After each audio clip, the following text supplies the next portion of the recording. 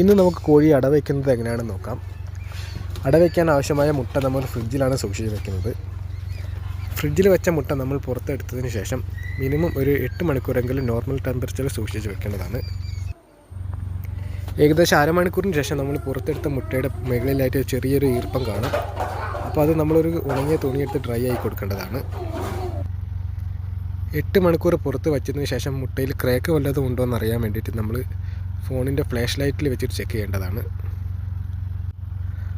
മുട്ടയിൽ ക്രാക്ക് വല്ലതും ഉണ്ടെങ്കിൽ നമുക്ക് ഫ്ലാഷ് ലൈറ്റിലൂടെ നന്നായിട്ട് കാണാൻ പറ്റും. അപ്പം ക്രാക്കുള്ള മുട്ട നമുക്ക് മാറ്റി വയ്ക്കാം. ഇനി നമുക്ക് അടവയ്ക്കാൻ വേണ്ടിയിട്ട് ഇതുപോലൊരു പാത്രത്തിലേക്ക് മുട്ടയെല്ലാം മാറ്റാം. കോഴിയുടെ വലിപ്പം അനുസരിച്ച് നമുക്ക് മുട്ട വയ്ക്കാവുന്നതാണ്. ഇതിൽ നമ്മളിപ്പോൾ ഒരു 16 മുട്ടയാണ് വെച്ചത്. ഇനി നമുക്ക് പതിയെ മുട്ട വെച്ച പാത്രം കോഴിക്ക് വെച്ച് കൊടുക്കാം. ഒരു ബ്ലാക്ക് ആൻഡ് വൈറ്റ് കാപ്പിരി കോഴിയാണ് നമ്മൾ ഈ പ്രാവശ്യം അട വയ്ക്കാൻ പോകുന്നത്. നമ്മൾ വെച്ച മുട്ട വിരിയോ ഇല്ലയോ എന്നുള്ളത് 7 ദിവസം കഴിഞ്ഞ് നമുക്ക് കാൻഡിൽ ടെസ്റ്റ് ചെയ്ത് നോക്കാവുന്നതാണ്. കാൻഡിൽ ടെസ്റ്റ് ചെയ്യുന്ന വീഡിയോ നമ്മൾ അടുത്ത് തന്നെ ചാനലിൽ അപ്ലോഡ് ചെയ്യുന്നതാണ്.